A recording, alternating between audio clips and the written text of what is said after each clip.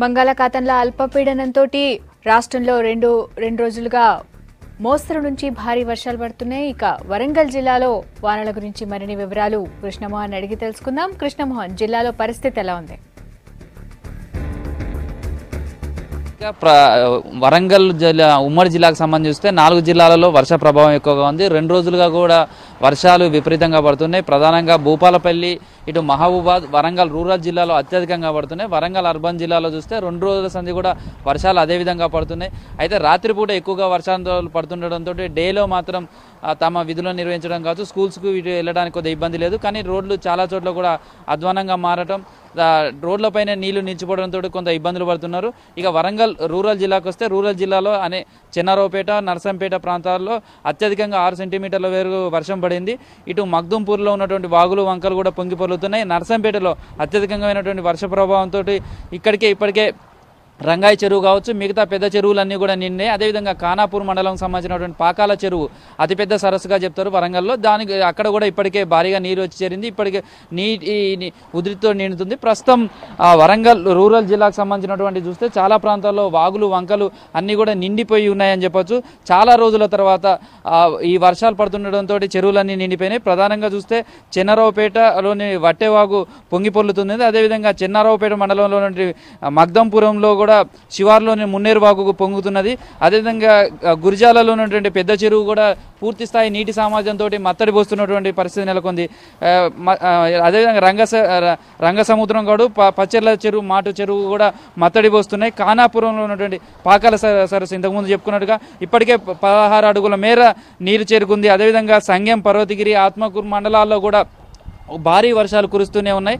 ఇక ఈ వరంగల్ రూరల్ జిల్లాలో ఏ విధంగా ఉంటే మహబూబాద్ జిల్లాకు సంబంధించి చూస్తే మహబూబాద్ జిల్లాలో చాలా రోజుల తర్వాత ఉన్నటువంటి పూర్తి స్థాయిలో జిల్లాలో ఉన్నటువంటి చిన్న పెద్ద చెరువులన్నీ కూడా ఇప్పటికే నీటి నిండిపోవడంతో కలకలాడుతున్నాయి. నిండి కుండలాగా చెరువులు మారిపోయినాయని చెప్పొచ్చు.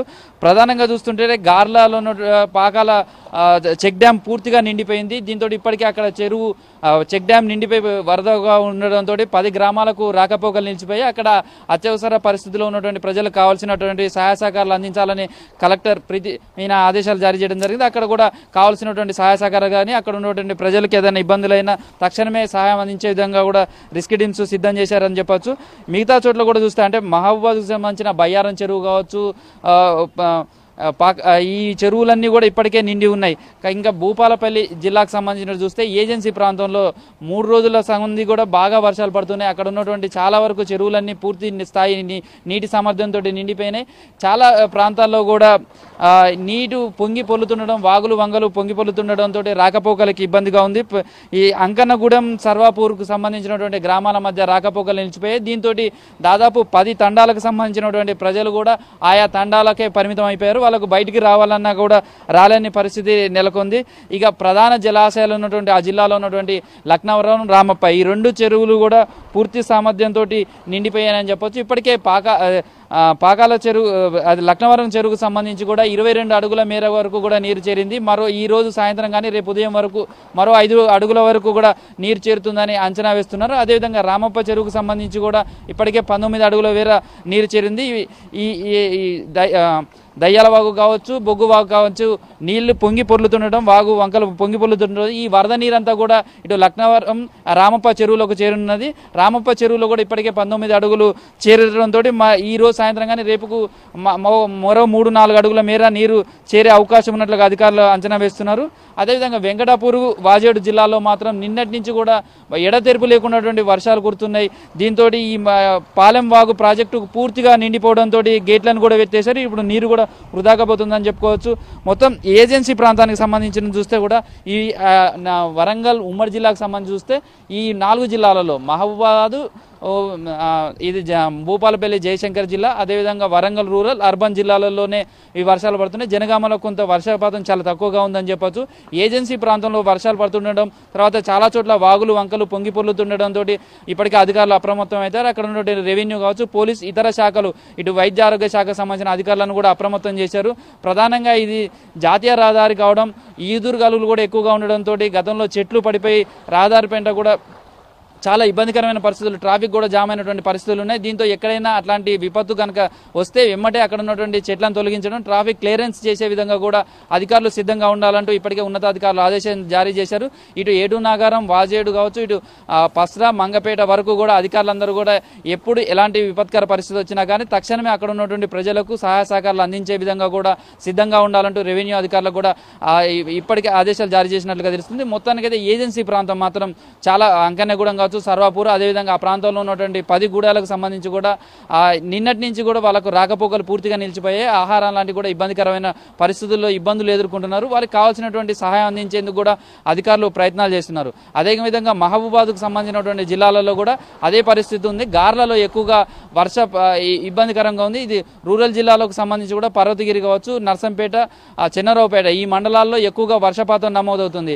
వరంగల్ అర్బన్ ప్రాంతంలో ఇప్పటికే కొన్ని కాలనీలలోకి అంటే నీళ్లు కూడా వచ్చినట్లుగా తెలుస్తుంది. ఆ ప్రాంతాల్లో కూడా కావాల్సినటువంటి సహాయకాల చర్యలు చేపట్టాలంటూ కూడా కార్పొరేషన్ అధికారులు ఆదేశించడం జరిగింది. ఈ మొత్తానికైతే మాత్రం చాలా రోజుల తర్వాత వర్షాలు భారీగా దంచుకొడుతున్నాయి. ఎందుకంటే గత నెలలో వర్షాలు పడ్డప్పటికీ కూడా వ్యవసాయ పనులు కూడా ముమ్మరంగా సాగుతున్నాయి. ఇప్పుడు ఖరీఫ్ సంబంధించి అయితే ఇప్పటికే పత్తి విత్తనాలు కూడా వేయడం జరిగింది, మొలకెత్తినాయి. అదేవిధంగా వరికి సంబంధించినటువంటి నాట్లు కూడా పడే సీజన్ కావడం ఇప్పుడు వర్షాల కోసం ఎదురు చూస్తున్నారు. ఈ సమయంలో 3 రోజులుగా కురుస్తున్నటువంటి వర్షాలతో మాత్రం రైతుల్లో ఆనందం వ్యక్తమవుతుంది. ఇప్పటికే చెరువులన్నీ పూర్తి స్థాయి సామర్థ్యంతో నీటితోటి నిండి ఉండడంతో ఇప్పుడు ఖరీఫ్తో పాటు వచ్చే రబీకి సంబంధించి కూడా నీరు అందే అవకాశం ఉంది. 2 పంటలకు కూడా ఈసారి సమృద్ధిగా పంటలు పండుతాయి అనేది మాత్రం రైతులు ఆనందం వ్యక్తం చేస్తున్నారు. ఇప్పటికే వ్యవసాయ పనుల్లో పూర్తి స్థాయిలో నిమగ్నమయ్యారని చెప్పుకోవచ్చు. ఎందుకంటే వర్షాలు పడుతుండడంతో పత్తి లాంటి పంటలో కూడా నీళ్లు ఎక్కువగా నిలుస్తూ ఉంటాయి. అయితే నీళ్లు నిలిచిన వెంటనే కానీ దిగువ ప్రాంతానికి వాటిని వదిలిపెట్టాలి. ఎక్కడైనా సరే నీళ్లు నిలవకుండా కూడా చూసుకోవాలంటూ వ్యవసాయ శాస్త్రవేత్తలు సూచిస్తున్నారు. కొన్ని సస్య రక్షణ చర్యలు కూడా చేపట్టాలి. ఎందుకంటే వర్షాలు ఎక్కువగా పడ్డప్పుడు నీళ్లలో ఎక్కువగా మొక్కలు ఉంటాయి కాబట్టి ఆ నీళ్లలో అక్కడ కావాల్సినటువంటి యూరియా కావచ్చు, ఇతర పోషక పదార్థాలు అందించే విధంగా కూడా చర్యలు తీసుకోవాలంటున్నారు. అదేవిధంగా వరి నాట్లకు సంబంధించి కూడా ఇప్పటికే నార్లు పోసుకొని సిద్ధం చేసుకున్నారు. చాలా వరకు ఇప్పటికి 30% వరకు కూడా నార్లు పడ్డాయని చెప్పవచ్చు. మిగతా చోట్ల కూడా నార్లు వేసేందుకు కూడా రైతులు సిద్ధమవుతున్నారు. ఇది ప్రస్తుతం వరంగల్ ఉమ్మడి జిల్లాలో సంబంధించినటువంటి వర్ష పరిస్థితి. Radhika, vote Hyderabad studio. Thank you Krishnamohan.